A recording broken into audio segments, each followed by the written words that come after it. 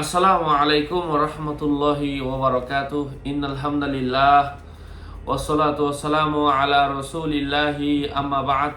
সম্মানিত প্রিয় উপস্থিতবৃন্দ, আজকে আমরা এই ভিডিওতে আলোচনা করব স্বপ্নে কিতাব দেখলে কি হয়। আল্লামা ইমাম ইবনে সিরিনের কিতাব থেকে আলোচনা বুঝতে সাথেই থাকবেন। এখনও যারা চ্যানেলটি সাবস্ক্রাইব করেননি, সাবস্ক্রাইব করতে ভুলবেন না।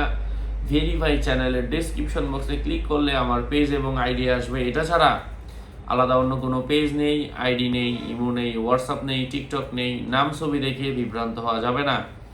প্রত্যেক ভিডিওতে আলাদা আমি সাবধান করি, সতর্ক করি। সম্মানিত প্রিয় উপস্থিতবৃন্দ, কিতাব হচ্ছে প্রসিদ্ধ কোনো সংবাদের অর্থ বহন করে।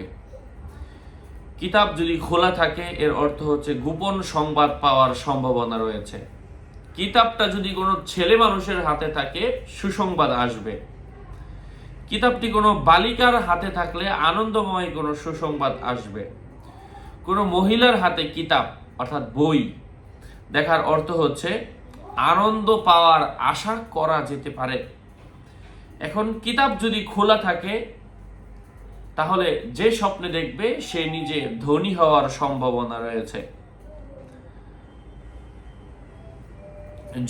যদি ওই মহিলাটি এমন কাপড় পরিধান করে আসে,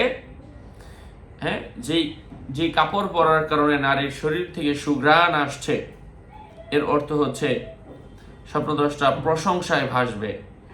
যদি মহিলা হয় জঙ্গি তাহলে অন্য কোনো উদ্দেশ্য হতে পারে, অর্থাৎ মহিলার শরীর থেকে সুঘ্রাণ না আসে। নিজ হাতে কিতাব গুছানো, বই গুছানো, অচিরেই মৃত্যুবরণ, সে নিজে অচিরেই মারা যাবে। আল্লাহ পাক বলেছেন, স্মরণ করুন ওই দিনকে যেদিন আমি আকাশকে লিখিত বিষয়গুলোর কাগজ গোটানোর মতো গুটিয়ে নিব। সূরা আল আম্বিয়া আয়াত নাম্বার 4 মধ্যে এসেছে।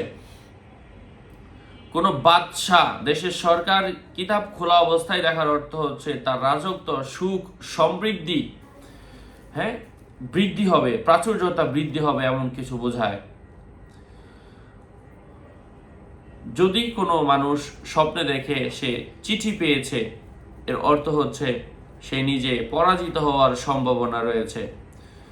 যদি বিয়ের প্রস্তাব দেয়, স্বপ্নদ্রষ্টা বিয়ে করবে না এমন কিছু বোঝায়। আশা করছি উপকৃত হয়েছেন। আরো আপডেট পেতে সাথেই থাকবেন। সকলের মঙ্গল, দীর্ঘায়ু ও সুস্বাস্থ্য কামনা করে এখানেই শেষ করছি। দেখা হবে অন্য কোনো এপিসোডে। আগামী এপিসোড আসার আগ পর্যন্ত সবাইকে সুস্থ থাকার আহ্বান জানিয়ে এখানেই শেষ করছি। আসসালামু আলাইকুম ওয়া রাহমাতুল্লাহি ওয়া বারাকাতুহু।